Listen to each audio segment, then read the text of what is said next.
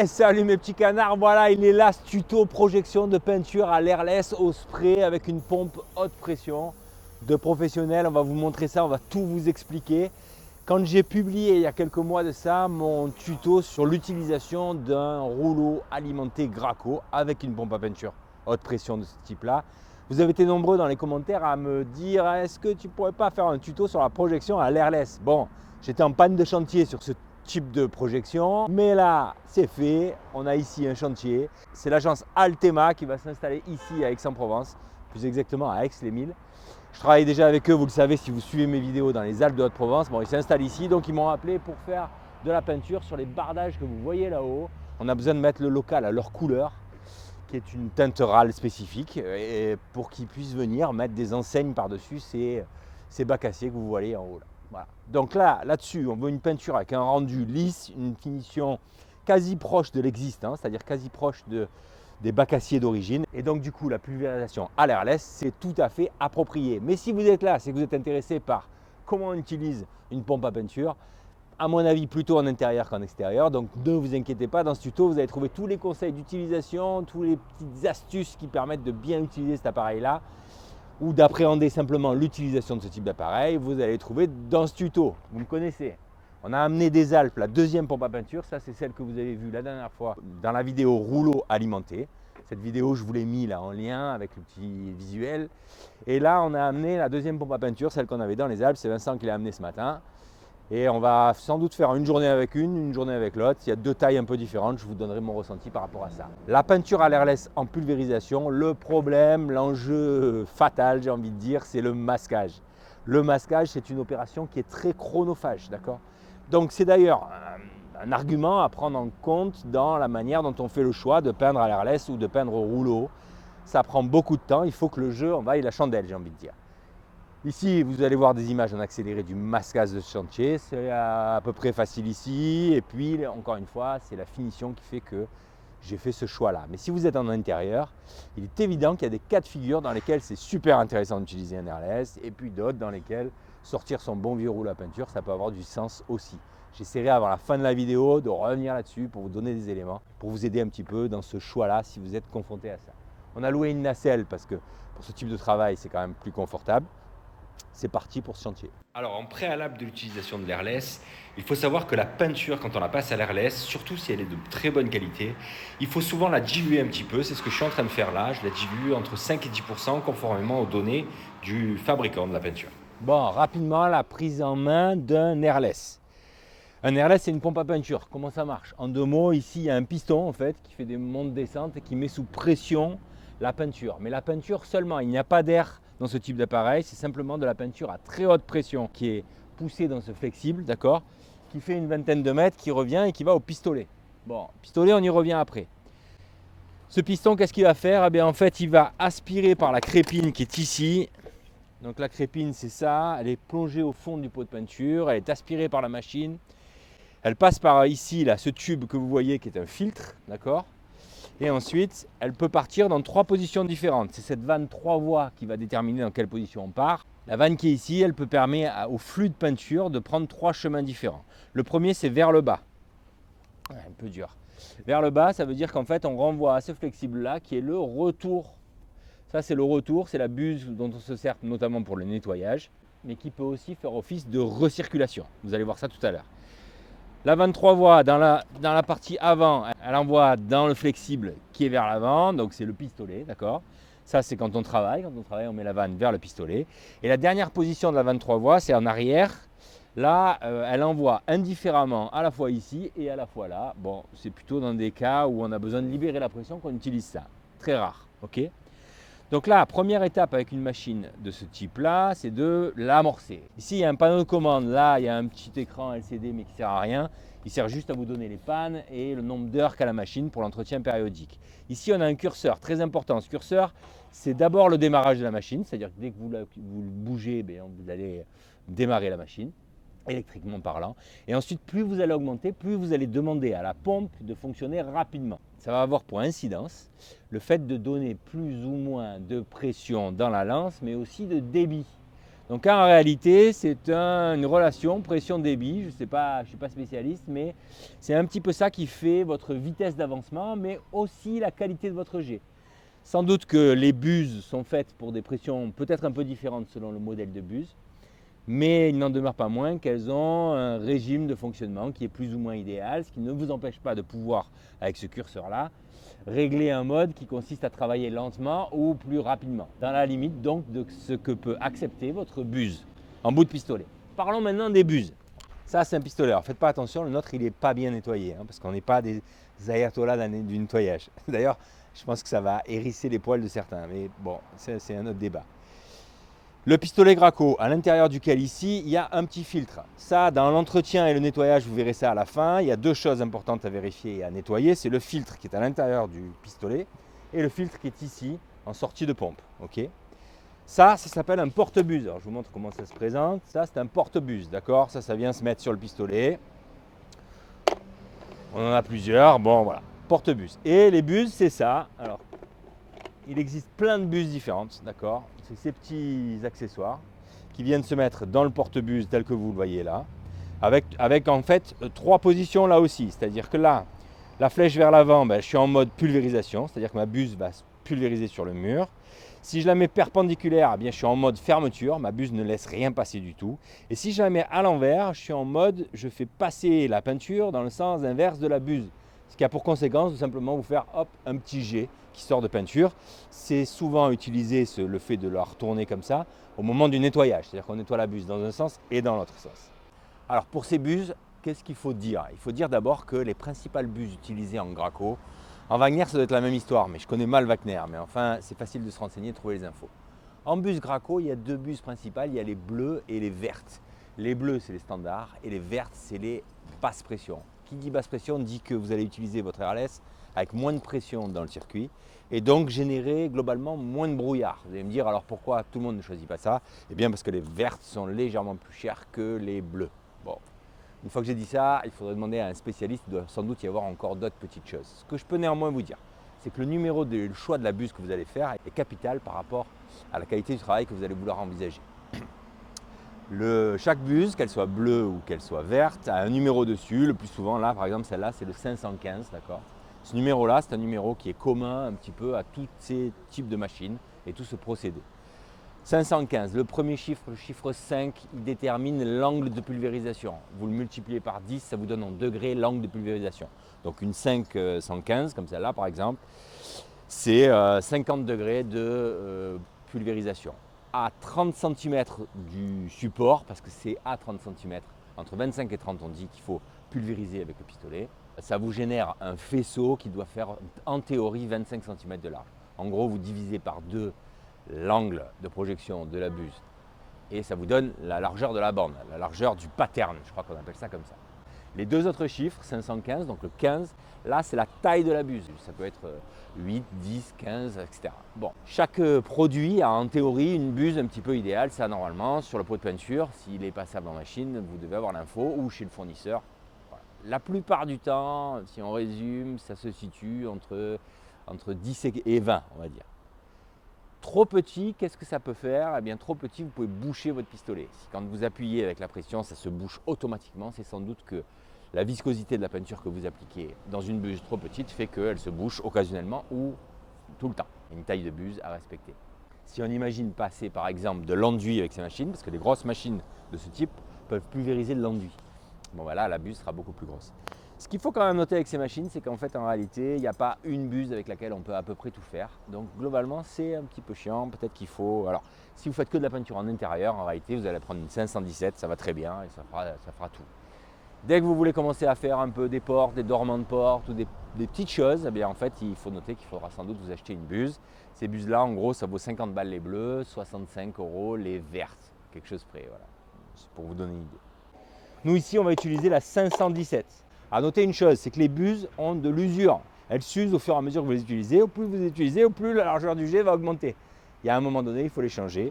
Bon, ça, c'est comme tout. Là, ce qu'on va faire, c'est qu'on va mettre en route la machine. Tu as serré la buse ou pas vraiment ? Ouais. Ouais. Ah oui, une dernière chose, comme ça, après on ne revient pas sur l'appareil. Une fois qu'on a fini de nettoyer en fin de travail, pour qu'il vieillisse bien l'appareil, pour ne pas abîmer notamment le piston, les joints, etc., il existe un produit, c'est ça. C'est un produit en fait de stockage. C'est-à-dire qu'une fois fini votre nettoyage, que l'appareil est complètement exempt de toute peinture, eh bien vous aspirez dans ce petit tube là, et c'est un liquide bleu. D'ailleurs, on va peut-être en voir un petit peu sortir du liquide bleu, là il y a des traces, qui est en fait un liquide de stockage qui va préserver votre appareil pendant les phases où vous ne l'utilisez pas. Okay. Donc là, je vais démarrer l'appareil en mode recirculation. Donc qu'est-ce qui va se passer? L'appareil va pomper par la crépine qui est au fond du seau d'eau et il va recracher par ce reniflard. J'appelle ça un reniflard. Je ne sais pas si c'est le vrai terme technique, mais enfin voilà. Je l'allume. On observe quoi? On observe que le piston se met en route. Tiens, tu peux le filmer d'ailleurs. Ok. Plus ou moins vite selon que j'appuie ici. Qu'est-ce qu'on voit là? On voit le produit bleu sortir, d'accord? Le produit de stockage. Une fois que le produit de stockage est passé, ça devient de l'eau. Et là, je suis en recirculation en fait. D'accord? Mais elle pompe ici et elle ressort là. Elle ne s'arrête jamais la pompe. Pourquoi elle ne s'arrête jamais? Parce qu'en fait, il n'y a rien qui bloque la pression. On est dans un circuit qui est complètement ouvert, donc il n'y a rien qui la bloque.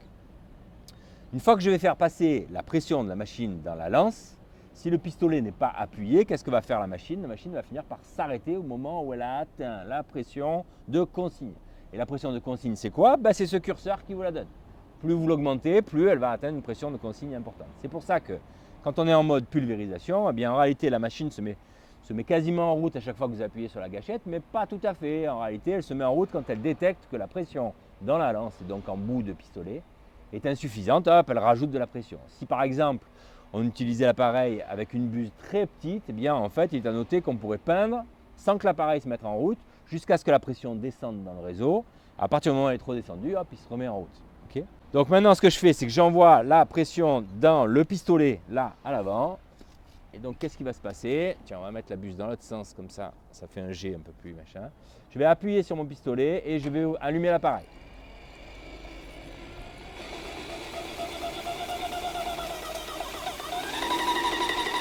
Voilà. Là, mon circuit est amorcé. Si maintenant j'arrête d'appuyer ici, la pression augmente et l'appareil s'arrête. Okay. Dès que je vais réappuyer, imaginons que je suis en train de peindre, hop, il se met en route d'abord doucement et ensuite il accélère dès qu'il sent qu'il y a besoin de pression. Donc là, mon appareil est 100%, mon appareil est 100% amorcé. Merci Vincent. On va remplacer maintenant le seau par de la peinture. Donc là, j'ai la buse en mode retourné. Si je mets maintenant la buse dans l'autre sens, là, je fais mon jet de pulvérisation qui sera le jet que je vais utiliser quand je vais faire de la peinture sur le mur. Mise en route avec la peinture. Là, je vais faire couler un peu l'appareil juste pour qu'il y ait un peu moins d'eau dans le système.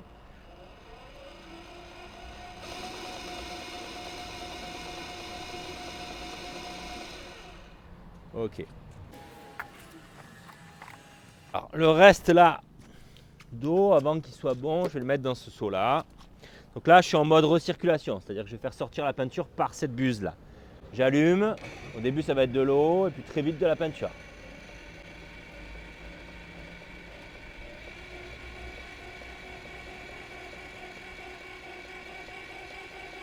Hop.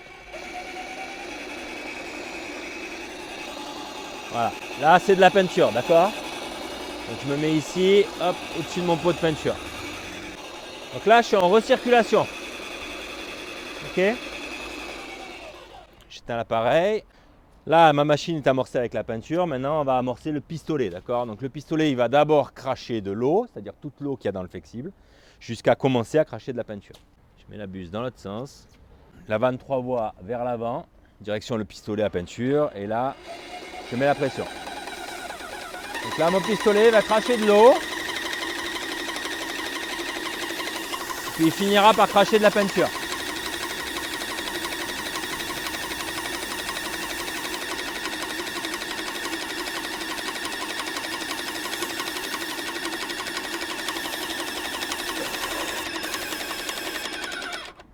Voilà, ça c'est exactement ce qu'il ne faut pas faire.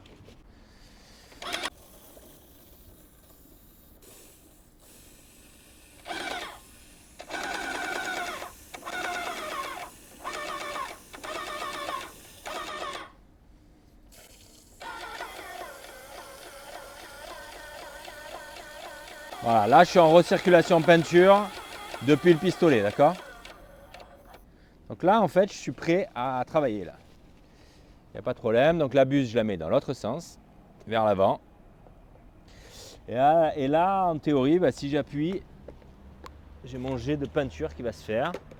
Donc on va regarder les petits conseils de pulvérisation, je vous les donnerai quand on sera sur la façade avant, qui sera plus large, plus grande. Je donnerai plein de conseils à ce niveau-là. On va vérifier un peu la qualité de notre jet là, vite fait, là-dessus.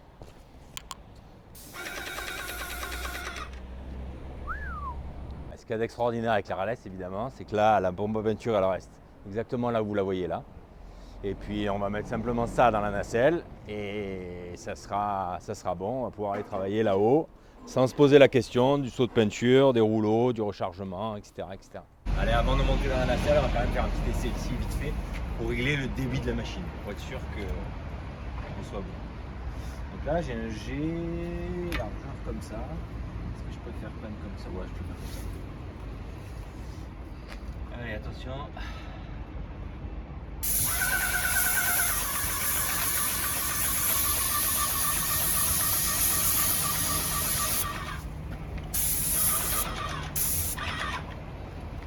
Alors, première chose à noter, c'est que ma buse, elle est fatiguée. Elle est fatiguée parce qu'elle fait des... Je vais vous montrer là vite fait en faisant juste une trace comme ça. Vous voyez que là, sur les côtés de ma buse, là, j'ai un léger défaut. D'accord? Très léger défaut. Ça, c'est lié au fait, c'est souvent le signe d'une buse usée. Ou alors d'un manque de pression. Donc là, je vais un peu augmenter la pression. Mais le souci que j'ai là en particulier, c'est que j'ai déjà trop de débit, selon moi, là sur le petit essai que je viens de faire. Donc j'augmente un peu la pression, mais je vais vite constater que ma buse est sûrement fatiguée et qu'il m'en faut une autre.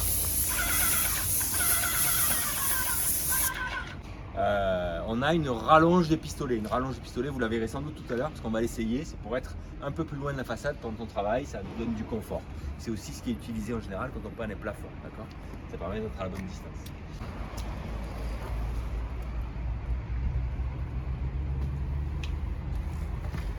Quand vous démarrez le pistolet, quand vous appuyez sur la gâchette, ça fait souvent des petits crachotements, c'est-à-dire en fait des petits endroits, des petites gouttelettes qui partent parce qu'il y a toujours un peu de peinture qui est stockée là sur la buse.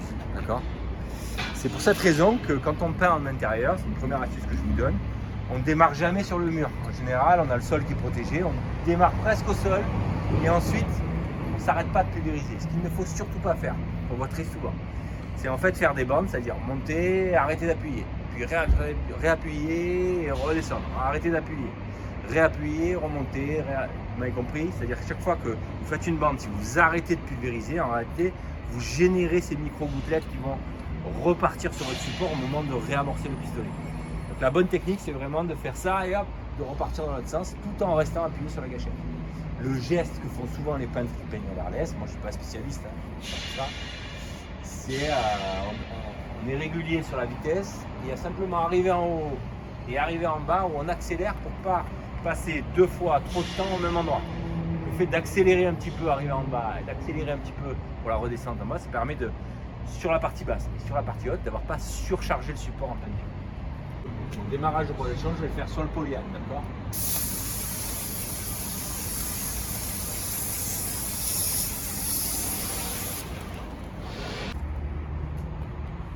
On montrer ça? Ouais. Je suis de retour à la quincaillerie Aixoise et je vais essayer de trouver une buse RLS qui correspond mieux à mon travail. Moi, le problème que j'ai, vous l'avez vu, c'est que ça fait des traces en périphérie de ma projection. Pourquoi ça fait des traces? Parce que je travaille avec une pression qui est insuffisante. Vous allez me dire pourquoi je travaille avec une pression qui est insuffisante? Parce qu'en fait, j'ai trop de débit. C'est des petits espaces là que je peins, il n'y a pas de surface. En réalité, je suis vite sur les bords, donc en réalité, je suis obligé de me mettre un petit peu bas en pression et donc du coup, j'ai ces petits traits. Alors pour l'impression, c'était pas grave, mais pour la finition, ça va l'être. Donc j'aimerais trouver une buse. Idéalement, une 400, je sais pas, 415, je ne suis pas spécialiste non plus, ou une 300, 315. Je vais aller voir au rayon Craco s'ils ont des buses. Voilà. Bon, dégoûté, ils n'ont pas de pièces détachées de ce genre-là. Il semble que hier j'ai dit qu'il y avait tout à la quincaillerie Aixoise, non? Il n'y avait pas tout. Une petite précision à la fin de cette vidéo, vous verrez toute la partie qui consiste à avoir préparé les bacs acier avant peinture parce qu'évidemment on n'arrive pas sur un bac acier qui a 20 ans pour le repeindre sans rien y faire préalablement. Tout ça c'est à la fin de la vidéo. Bon, j'ai trouvé chez Locapin. Chez Locapin, ils m'ont vendu ça. C'est une buse, elle est verte parce qu'elle est basse pression, elle est supposée faire moins de brouillard. C'est celle-là. Et c'est la 417. Ils n'avaient pas de 300 et des poussières. En fait, si, ils avaient une 313, mais le gars qui avait l'air bien connaisseur m'a dit c'est trop petit, il est possible que ça ne passe pas dedans. Donc, on va voir ça comme ça. On va faire un petit essai. Allez, on reste ce côté-là à l'impression. Ce côté-là, bon, ben, vous l'avez vu en accéléré, il est fini. Alors attention, hein, l'impression, on ne cherche pas à peindre. Donc ça veut dire que s'il y a des traces avec des petits manques, c'est visuel tout ça. L'important, c'est qu'il y ait bien une bonne couche d'impression de partout. Il ne faut pas chercher plus loin. D'ailleurs, en quantité, on va être à peu près bon parce qu'on va finir sur ce qu'on avait prévu. On avait prévu un pot d'impression, il va nous rester un petit peu. C'est a priori donc la dose générale que l'on a mis, enfin l'épaisseur globale, la quantité de produit global qu'on a mis, elle est bonne. Donc buse verte, basse pression, théoriquement moins de brouillard. Là j'ai réduit le premier chiffre de 5 à 4, donc je suis à 40 degrés d'écart, donc ça veut dire que je dois avoir un jet de maxi 20 à 30 cm de recul, d'accord. Et on va voir si le jet est de meilleure qualité, puis on va voir si du coup je peux un peu augmenter en pression pour ne plus avoir de trait sur le côté. Allez, c'est parti. Voilà, c'est plus homogène. Par contre le brouillard,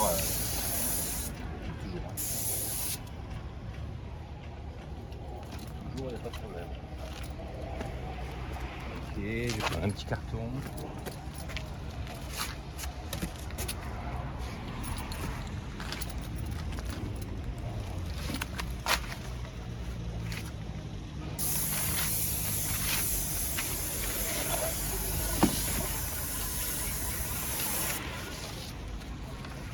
C'est beau. Bon.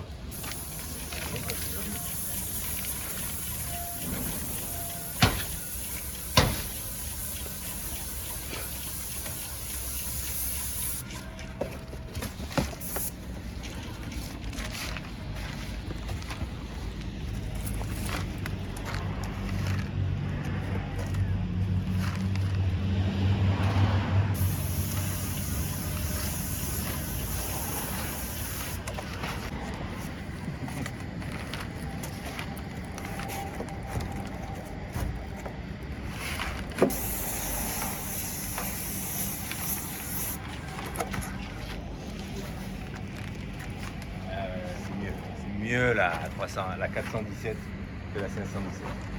Là on va monter à la nacelle et on va faire tout le haut. Ça devrait bien le faire.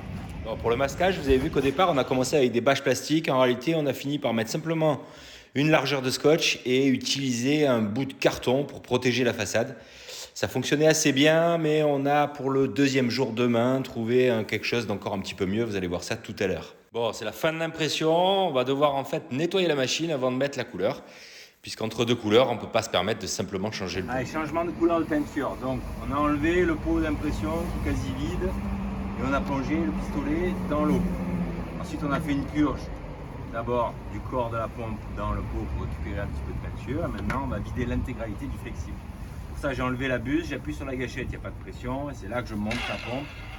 Et en fait, là, ma pompe va vider 100% du flexible et quand ce sera de l'eau qui sortira ici, je la mettrai là et je la ferai tourner sur elle-même un petit peu.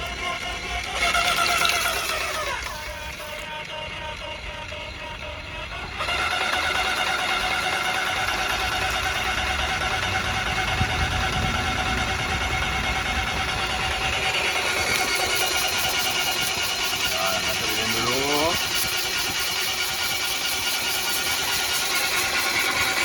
Et là, on nettoie.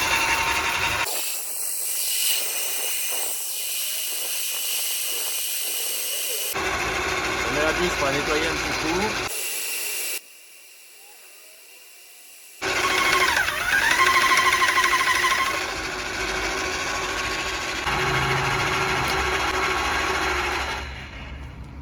Ok. Un autre bidon d'eau propre. Ok, et on recommence l'opération. Donc ça là, au départ je purge l'appareil, je le mets en route.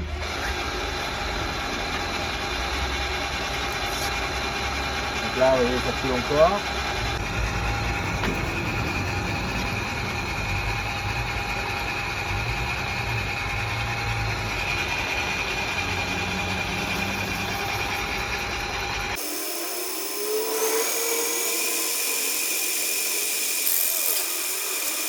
redevient de plus en plus clair. On peut voir ici. Et les résidus de peinture, je verrai. Et par le purgeur, c'est pareil, on vérifie que l'eau soit claire.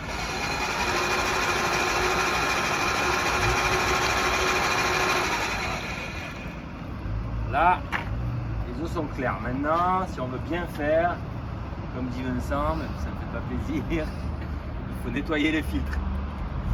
Et ça, c'est hyper relou. Je vous montre comment on fait. Donc l'appareil, il ne faut pas que ce soit sous pression, d'accord? Voilà, parfaitement propre, contrairement à ce que dit Vincent. Hein? Propre ou pas? Non, le mien il est ça à chaque fois. Ah ouais, on va dedans. Ah, il y a un peu de saloperie dedans. C'est sûr qu'il y a un peu de saloperie dedans.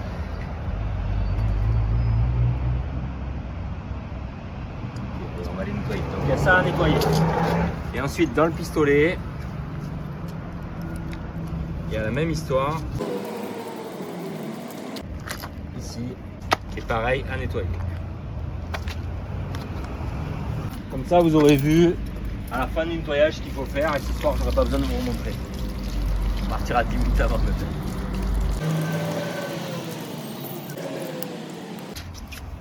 Je remets le filtre. J'espère que ça va pas faire. Et je remets celui-là. Petit éton vers le haut.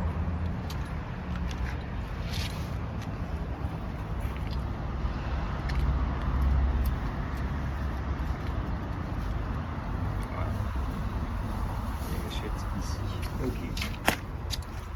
Allez, c'est bon. Alors, une dernière chose que je ne vous ai pas dit, c'est une précaution d'emploi avec ce type de pompe à peinture. C'est extrêmement dangereux la pression qu'il y a en sortie de lance. C'est-à-dire qu'appareil en route, si vous vous pulvérisez sur la peau, eh bien sachez que ça fait des blessures très très graves. Je ne sais pas pourquoi parce que je ne suis pas médecin, mais je sais que c'est très grave comme blessure. Parce qu'en réalité, ça transperce la peau en 2 secondes. C'est comme s'il n'y avait rien. Et ça injecte, je pense, sous pression de la peinture. Et je crois savoir que c'est vraiment une blessure très très grave. Donc quand on utilise ce genre d'appareil, on fait très très attention, on porte des gants, des lunettes de protection et tous les EPI nécessaires. Et on est vigilant parce qu'on se rappelle que c'est extrêmement dangereux. Voilà, ce qui est ultra dangereux, c'est ça. Là, il est sous pression quand il pulvérise. Vous voyez le recul qu'il y a? Vas-y, je mets mon doigt pour voir. Bon, hein, vigilant. Bon, on l'attend de cette couleur ou on l'attend pas? Donc dilution de la peinture en finition 10%. J'ai mis 10% parce que ça me paraissait déjà un petit peu liquide. D'habitude j'exagère un peu, mais là non, je ne vais pas exagérer. J'ai un petit 10% et je pense que ça va le faire. On a 3 fûts pour faire les 2 passes, donc ça devrait... On est bon en quantité, on n'a pas de raison de tirer sur la cam. Voilà. Bon, allez, c'est parti.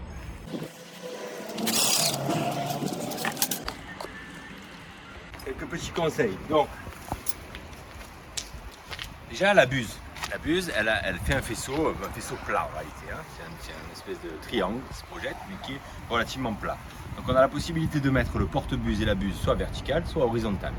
Ça, c'est propre à chacun de vous. Moi, je sais que j'aime bien pulvériser dans ce sens comme ça, et pas trop dans ce sens-là. Mais on peut très bien, enfin, c'est exactement la même chose. Il n'y a pas de problème avec ça. Là, je suis sur une petite surface. Donc, si on imaginait que c'était le mur intérieur d'une habitation, en réalité, sans doute que dans l'ordre des choses, on ne ferait pas exactement de la même manière. Mais voilà. Les principes qui sont importants, c'est ce que je vous disais en début de vidéo, c'est-à-dire le danger, c'est d'éteindre la gâchette et de la rallumer à des moments où il ne faut pas le faire. Quand on arrive au bord, on n'éteint pas le pistolet pour ensuite réappuyer dessus et repartir pour les raisons que je vous ai déjà expliquées. Projection et puis même, c'est pas ergonomique comme travail. Et à la fin, ça ne fait pas un travail de qualité. On reste appuyé. Donc comment on reste appuyé? Eh bien, là moi je vais projeter dans ce sens, comme ça. D'accord? Donc quand je vais arriver au bout, si j'ai exactement la même vitesse, je fais ça, je projette, j'arrive là, je m'arrête, hop, je repars. D'accord? Avec à chaque fois un décalage, c'est-à-dire qu'en fait je vais faire ça, puis je vais monter, puis je vais faire ça, puis je vais monter, puis je vais faire ça. Là il y a un endroit où en fait en réalité je passe plus de temps. C'est-à-dire qu'il y a un aller et un retour sur une petite portion qui va faire qu'il va y avoir une surcharge. C'est la raison pour laquelle on a tendance à rapidement revenir. C'est-à-dire qu'on accélère le mouvement quand on arrive en bordure pour y passer moins de temps, donc mettre moins de produit pour que ce soit homogène. Ça, c'est un des grands principes. Ensuite, le démarrage. On se souvient que le démarrage du pistolet, on ne se met pas là et bam, on appuie. Parce que là, en faisant ça, on va avoir une irrégularité de charge à un endroit donné. Donc, il y a toujours des bâches de protection. Là, par exemple, je vais partir sur la bâche, mais immédiatement, je vais passer sur le mur. C'est une fraction de seconde. Mais ça fait quand même la différence d'un point de vue de la qualité. Alors, une dernière chose importante quand on pulvérise, que j'ai oublié de vous dire, c'est pour ça que je fais ce petit rajout, d'accord ? Je vous ai dit, il faut accélérer quand on arrive dans les angles pour ne pas passer trop de temps dessus. C'est vrai, il y a une chose qui est très importante, c'est de conserver un angle perpendiculaire au support quand on pulvérise. Ça, c'est quelque chose que nous ne faisons pas bien. J'en ai conscience, particulièrement en regardant les images. Mais bon, on n'est pas des spécialistes de la chose.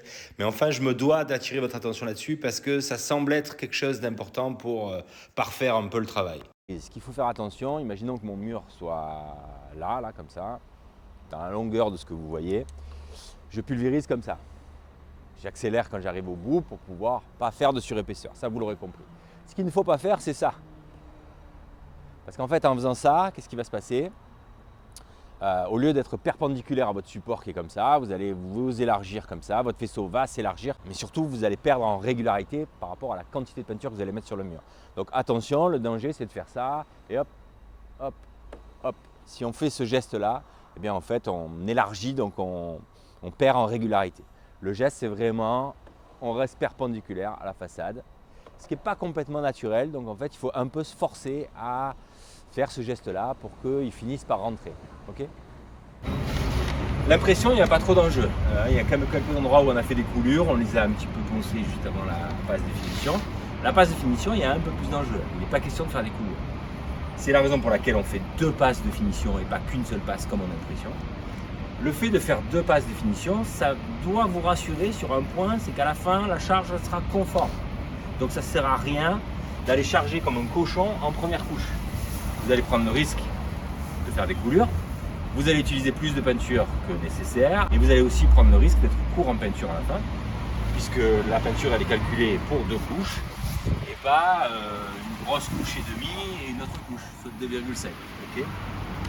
Donc on se rassure sur le fait que s'il y a des petites différences de lueur en première couche, c'est-à-dire des différences de charge, on sait que c'est pas grave parce que la deuxième couche elle ira complètement gommer ça.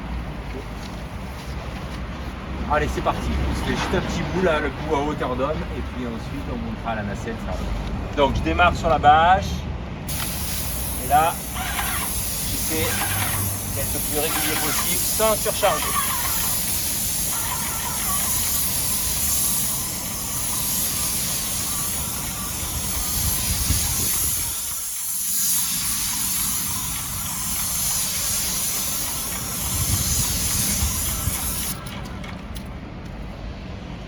Beau. Pas mal. Il en manque un tout petit peu. Alors on regarde les défauts ensemble. Première lame, là, j'ai un tout petit manque sur le bas. Je ne sais pas si ça va se voir à la vidéo, mais il y a un très léger manque. D'accord ? Donc je vais repasser un petit coup là, juste avant de monter. Et ailleurs, si on regarde bien, c'est nickel. C'est usine. C'est usine. Et là, je sais déjà ce que Vincent va me dire dans une seconde. Il va me dire c'est bon, une couche c'est bon. Mais non, Vincent. Franchement, non, c'est nickel. Et la buse, elle va bien. Hein. C'est une buse basse pression. Voilà. Donc, pour résumer, parce qu'il faut savoir résumer les choses. Si vous peignez en intérieur votre habitation, parce que c'est ce que 99% des gens qui vont regarder cette vidéo feront peut-être un jour, et je vous le souhaite, vous utilisez une buse 517, qu'elle soit bleue ou qu'elle soit verte. Voilà. Bleue ou verte, 517, c'est l'idéal pour une habitation. Okay ? La verte coûte un petit peu plus cher comme buse, mais elle permet de travailler avec une pression plus basse et donc du coup d'avoir moins de brouillard dans la pièce. Donc ça c'est pas mal pour l'utilisateur. Parce qu'en fait, quand on est en intérieur, là on n'est pas très protégé au niveau des masques et tout, même si on devrait l'être en théorie. Mais en intérieur c'est hyper important parce que là pour le coup, il y a énormément de brouillard dans la pièce. Alors je repasse un petit coup là. On se souvient, je démarre pas là, donc je vais démarrer sur le foliane et hop, je fais un dernier coup comme ça. Bon, Ouais. c'est bon. Je fais un petit côté là avec vous et après on remonte. Alors, petit côté là, je ne peux pas faire dans mon sens qui est à moi là, c'est-à-dire horizontalement, parce qu'en fait c'est tellement court que je vais faire que ça. Donc ça n'a pas de sens. Je vais faire dans ce sens là. Donc il démarre sur le polyane là, sur un petit bout de polyane qui ne demande qu'à mourir.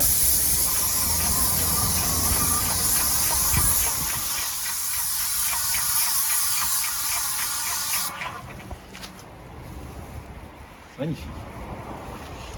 Pas mal, pas mal du tout. Donc venez voir, je vous montre un truc. Là, tout petit manque. Tout petit manque. Ok, sur l'angle. Ça, typiquement, c'est le genre de truc, franchement, ça sert à rien de le refaire. En deuxième passe, en deuxième couche, il sera nickel. Allez, c'est bon. On monte dans la nacelle, c'est parti. Donc là, on est en fin d'après-midi, on fait ce petit côté pour nous avancer un peu pour demain. C'est la fin de la première journée de projection. Dans cette journée, on a fait 2-3 petites bricoles à droite à gauche sur d'autres parties du chantier qu'on avait besoin de faire pendant que l'impression séchait. Suite à ça, on va nettoyer tout le matériel, ranger, et puis on se retrouve demain matin sur le chantier pour les 2 passes de finition sur la quasi-totalité du chantier.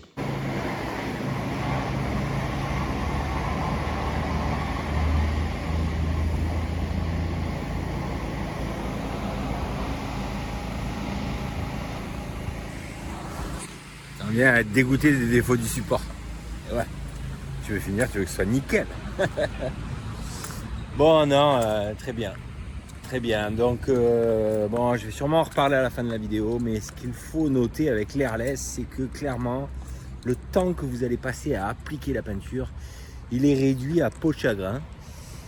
C'est-à-dire que vraiment, finalement, le plus long, c'est toute la logistique qu'il y a autour. La protection, si vous êtes en hauteur, le travail avec une nacelle, c'est le placement avec la nacelle et tout. Mais si on vient comparer le temps passé à appliquer la peinture sur son support, et qu'on le compare avec un rouleau par exemple, et bien en fait, il faut savoir que c'est complètement incomparable. D'accord ? Un appartement complet en projection à l'airless, en réalité, vous mettez souvent par exemple un jour, voire peut-être des fois un petit peu plus, à tout préparer, à approvisionner, à masquer. Le plus long, c'est le masquage. Et vous allez mettre en temps cumulé sur le lendemain, peut-être 2 heures à le peindre. Le problème aussi, c'est qu'il y a plusieurs couches. Donc en fait, en réalité, vous allez mettre 45 minutes le matin, 45 minutes le midi et 45 minutes le soir. Ou si vous êtes raisonnable, 45 minutes le matin, 45 minutes l'après-midi. Et le lendemain matin, pour la dernière phase de finition, à nouveau 45 minutes. Donc vraiment, mais vraiment, c'est réduit à, c'est 1 pour 20 le ratio du temps passé entre l'airless et le rouleau. On parle là uniquement de l'application, évidemment. Là, sur ce chantier, demain, je pense que dans la journée, on fait les 2 passes de partout. C'est-à-dire que le matin, on fait la première passe ici, la petite façade de l'autre côté. L'autre côté, là, vous avez vu qu'il est fait. Et puis l'après-midi, on fait les 2 passes. Et en réalité même, on va avoir du temps entre ces 2 passes pour faire la peinture des 2 murs. Là, David m'a demandé, en plus, de faire la peinture des 2 murs sur les côtés. C'est ça que Vincent est en train de karchériser. Voilà. Et ensuite, on aura fini ce chantier. Bon. Ce matin, pour être honnête, avec l'impression, on a galéré à cause de la buse. On n'arrivait pas à trouver le bon réglage. Et en fait, la buse que j'avais, je pense qu'elle est rincée au bout de cette. Bon, à demain matin. Bon, jour 2, ça y est, on a sorti la 2e pompe à peinture. Donc la 2e pompe à peinture, c'est ça. Ultramax 2 695. Bon, c'est une Graco, c'est la même marque. En réalité, la vraie raison pour laquelle je sors les 2 aujourd'hui, c'est qu'il y en a une des 2 que je vais vendre. Et donc du coup, bon, voilà, je teste les 2, au moins je peux dire que les 2 sont vérifiés de cette manière-là. Voilà. Bon, c'est la cata, on ne devait pas avoir de pluie aujourd'hui. Et en fait, il y a une pluie qui est en train de tomber. Je pense qu'elle ne va pas durer longtemps, mais elle va potentiellement nous emmerder vraiment beaucoup. Parce qu'en fait, si ça mouille un peu le support, alors là on est cuit, on est mort. On est mort, on a la nacelle en location aujourd'hui, on doit la rendre ce soir. C'est la loose intégrale. C'est la cata, hein. C'est la cata, support mouillé. Allez, on va vous montrer une fois qu'on remise la machine. Ce produit là, donc ça c'est un produit qui est vendu par Graco.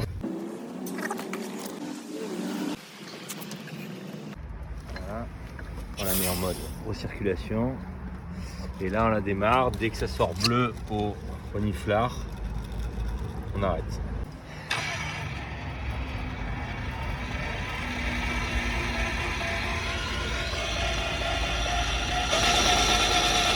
très bien.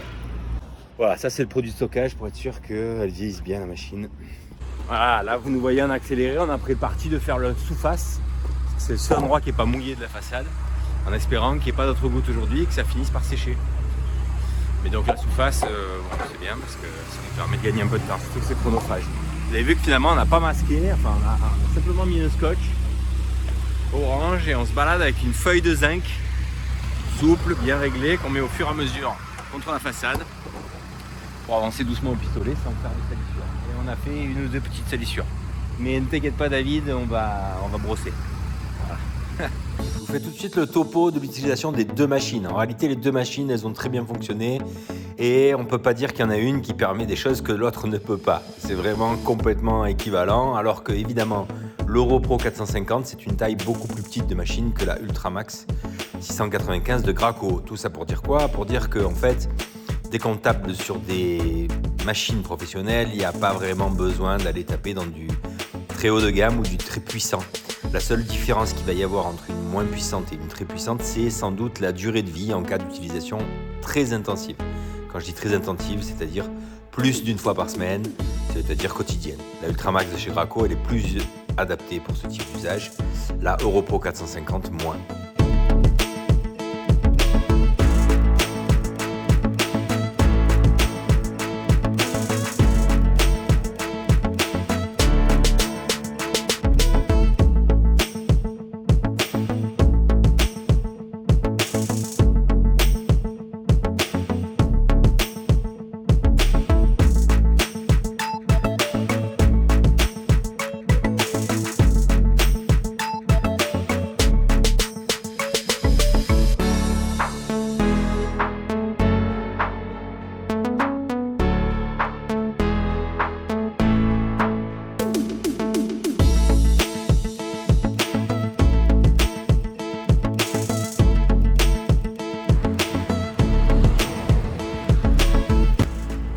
Alors voilà, il est midi, on a tout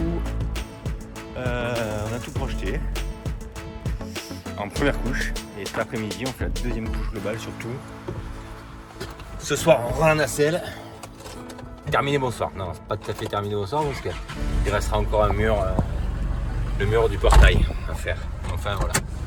Bon, là franchement il y a tout qui va bien, à part la pluie de ce matin. C'est nickel. C'est nickel. On a fait quelques petites coulures parce qu'on est trop gourmand, on va en mettre trop, on va faire trop bien à chaque fois. Ça vraiment c'est l'ennemi, c'est-à-dire que à un moment donné il faut vraiment se dire que de trop en mettre en première couche c'est complètement inutile. Il faut en mettre, hein, il ne faut pas que ce soit non plus parsemé, quoi. Pas que ce soit un brouillard, mais voilà, c'est clairement pas une bonne idée que de dire on charge. Allez, bon appétit bien sûr.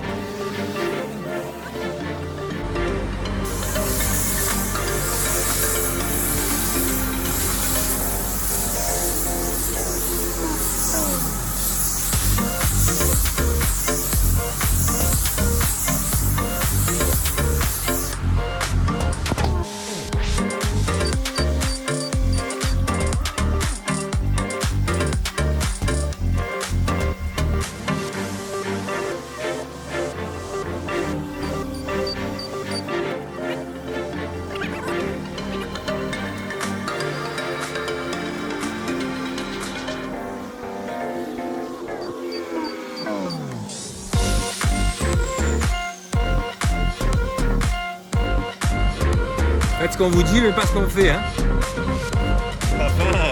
On n'est pas forcément perpendiculaire, mais bon, il vaut mieux être perpendiculaire.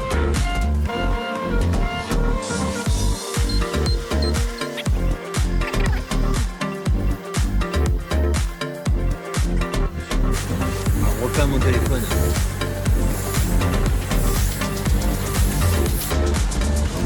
La classe. Allez, dernier côté là. Tiens, lumière rasante. Regardez un peu ce que ça donne. Ça claque quand même. Hein, ça claque comme ils disaient les jeunes. C'est ça qu'ils disaient les jeunes ou pas? C'est physique ce qu'on dit. Ça y est, Vincent est en train de passer dans la catégorie des plus très jeunes. Il y a plus jeune que lui même.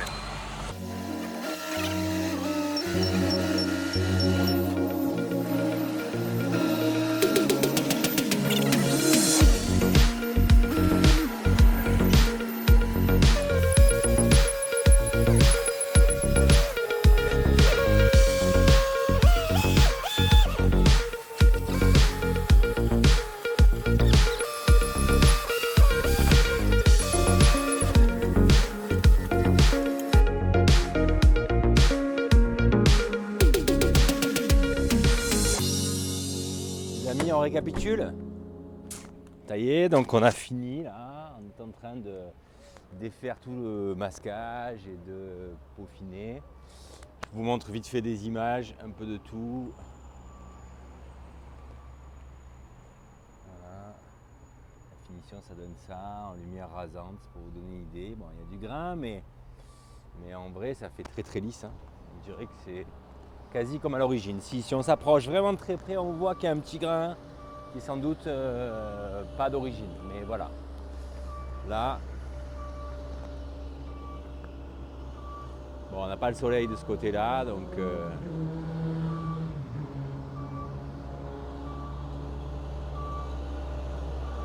finalement on peint ça, on va peindre ça demain. Regardez Vincent, il est tout gris. Ah, il reste un peu de plastique de l'autre côté là-bas. Tout en haut de l'autre côté, il reste trois bouts de plastique. Bon, voilà. Tiens, de ce côté-là.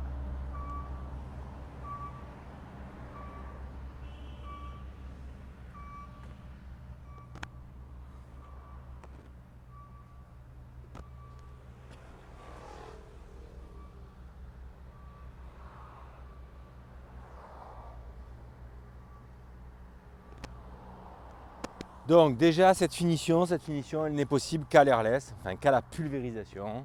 Ça c'est une chose que l'on peut dire.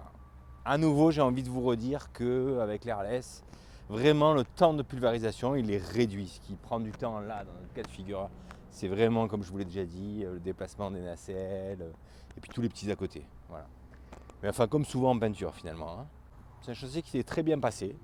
La peinture était de très bonne qualité. Merci à Louis de Gédimat qui m'a sélectionné une peinture qui n'était pas dans le catalogue, qu'il a fait venir de je ne sais où. Louis, top, impeccable. Je vais vous mettre là la marque, les modèles de peinture que j'ai utilisés, enfin la marque de l'impression, la marque de la peinture, c'est la même marque, mais c'est des modèles différents évidemment. Donc ça c'est la peinture qu'on a utilisée. Revêtement acrylique pour bardage, Amercote. Voilà. Et l'impression elle est où? Elle est dedans. Bon.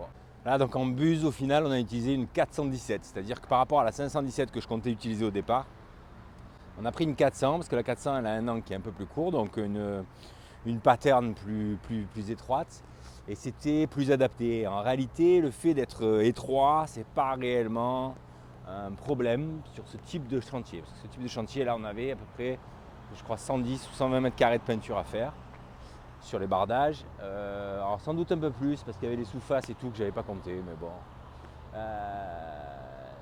En réalité, de pulvériser avec une pattern de 20 au lieu de 25 ou de 20 au lieu de 30, peu importe, c'est pas ça qui va changer fondamentalement le temps que vous allez y passer. En revanche, avec une 40, enfin un 40 degrés, donc à peu près 20 cm de pattern, on est plus précis, donc en fait j'ai envie de dire potentiellement on prend moins de risques. Voilà.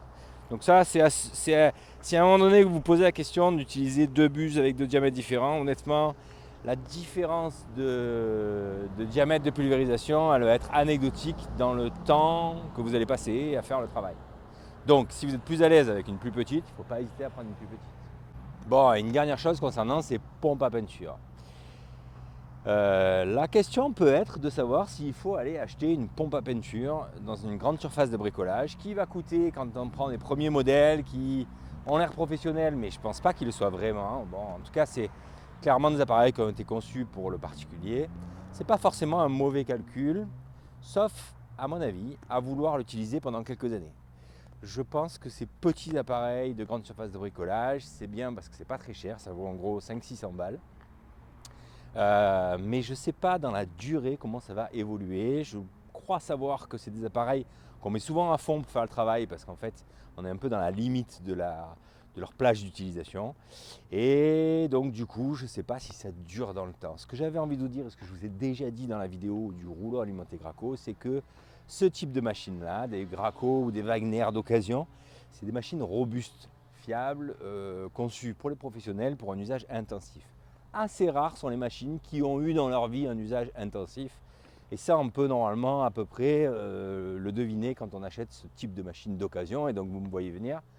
Je pense que potentiellement acheter une pompe à peinture d'occasion qui vous paraît en bon état ou qui a été révisée avec le kit piston, qui a été piston et joint qui a été fait récemment, je pense que c'est un très bon calcul. Et en tout cas, moi, le calcul que je préfère faire quand je fais ce genre d'investissement, si c'est par exemple pour un chantier ou deux chantiers ou 1 an, 2 ans, et puis après je ne sais pas trop s'il va en avoir besoin, je préfère pas acheter quelque chose de grande surface de bricolage à 5 ou 600 balles qui a priori n'aura plus de valeur 2-3 ans après, ou en tout cas très peu.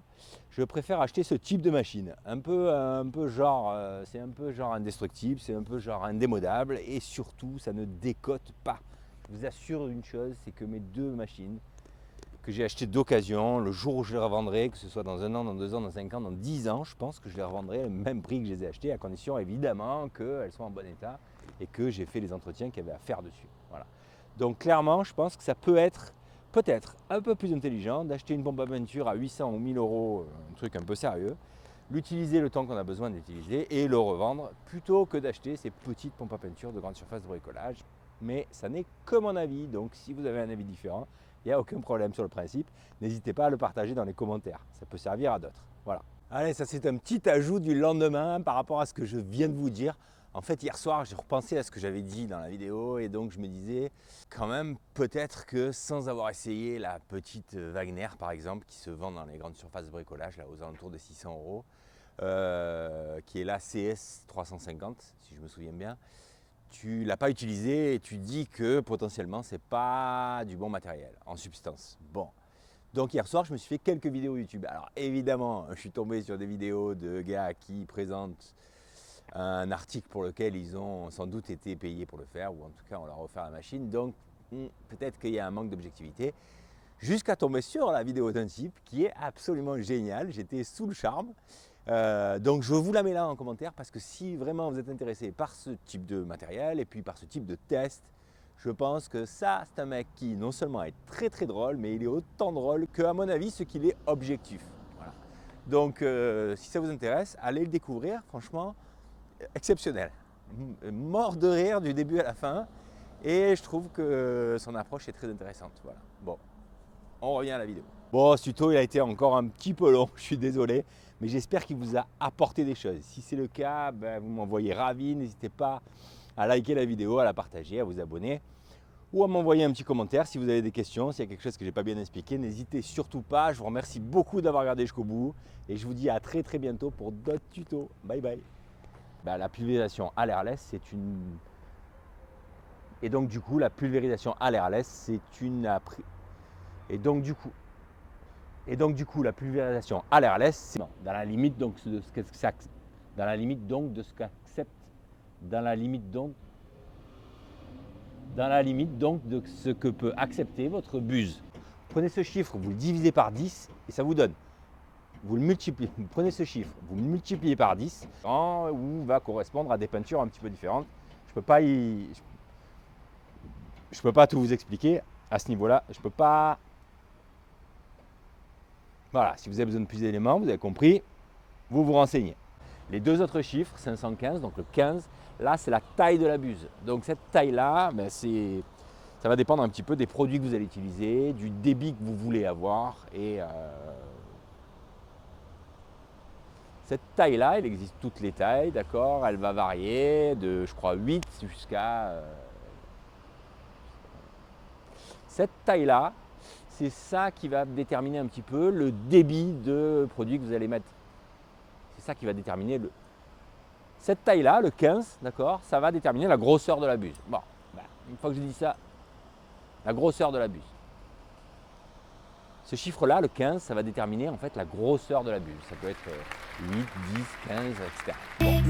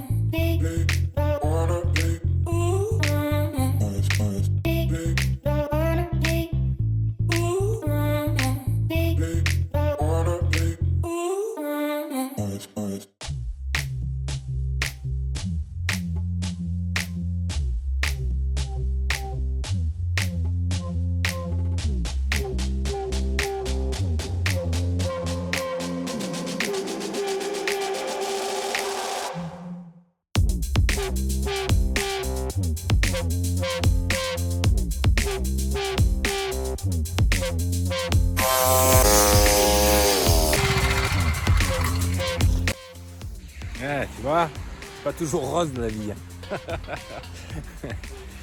En arrivant là, depuis que je suis arrivé, il pleut en fait. Il pleut, t'es un peu froid, évidemment, quand tu carchérises. J'ai les pieds trempés, bon, j'ai sorti la combinaison, mais enfin, trempé, c'est trempé. Et du coup, je me suis dit, je vais pas faire d'image de ça. Ça sert à rien, il fait pas beau et tout machin. Après, je me suis dit, non, allez, vas-y. Il faut le dire que des fois c'est dur, parce que sinon on pourrait croire que c'est toujours youhou, tralala, et que c'est jamais difficile. Bon, voilà, mais ça fait partie du métier et c'est pas grave. C'est pas grave, à partir de demain, normalement ça s'améliore. Bon, voilà. Allez, ben à demain du coup.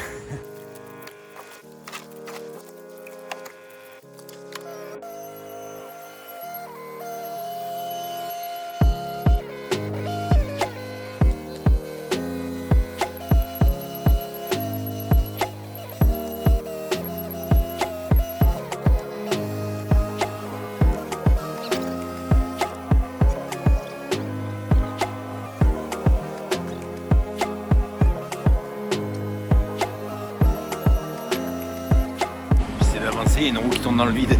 Merde.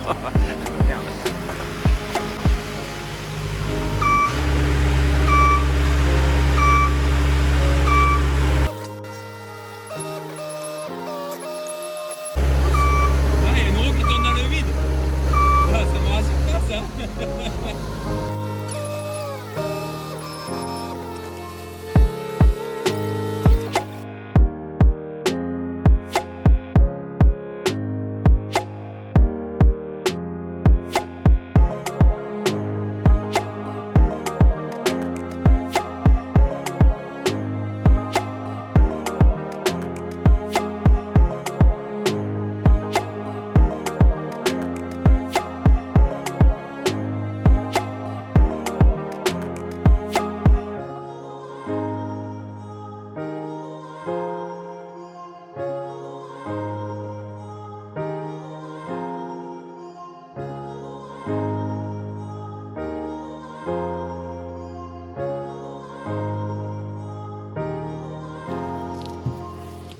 Allez, je suis venu à la quincaillerie Aixoise. La quincaillerie Aixoise, c'est à Aix-les-Milles. C'est un fournisseur professionnel, mais les particuliers peuvent y aller. Simplement, les pros ont une petite remise en plus en passage à la caisse. Pas sur tout le magasin. C'est pas mal. C'est pas donné, pour être très honnête, je trouve. Mais c'est un magasin qui est bien complet, dans le sens où il y a vraiment tout dans ce magasin. Donc là, j'ai acheté du dégraissant, du démoussant pour les petites traces de mousse qu'il y a sur le bas de la façade. Et du dégraissant, parce que le dégraissant que j'avais, je me demande s'il n'est pas trop puissant. Il a tendance à me faire couler l'ancienne peinture, donc bon, faire des petits essais encore là. Vous m'avez vu faire qu'un côté de la façade, un petit côté. Je vais faire quelques petits essais histoire d'être sûr que je vais pas avoir de problème par rapport à ça, par rapport au fait qu'il soit trop puissant.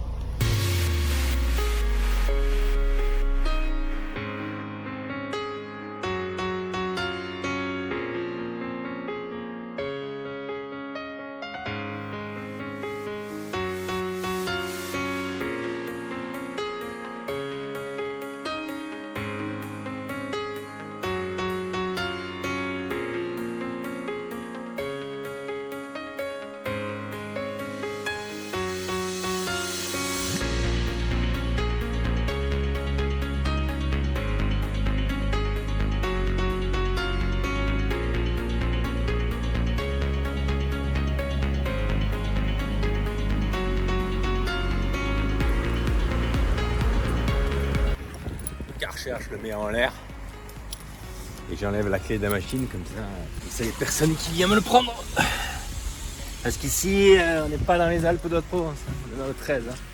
Dans le 13 vous tournez 5 minutes et ça disparaît. C'est comme les groupes électrogènes ça. Vous travaillez au groupe électrogène, si d'un coup vous n'avez plus de jus en haut d'échafaudage, vous ne posez pas la question de savoir ce que c'est. Le groupe électrogène il est déjà loin. Ah là là, c'est triste, mais bon, faut bien rigoler hein. Allez, bon appétit.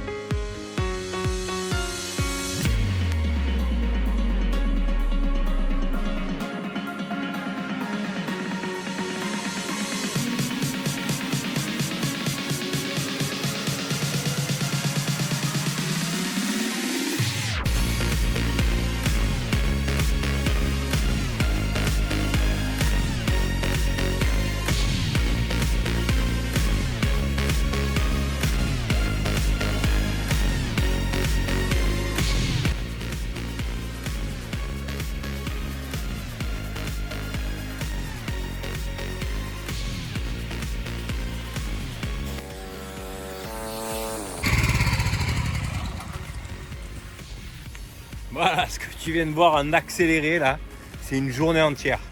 Et crois-moi, une journée entière pour faire ça, c'est relou. C'est un peu long quoi. Voilà. Mais enfin, c'était nécessaire. C'était nécessaire.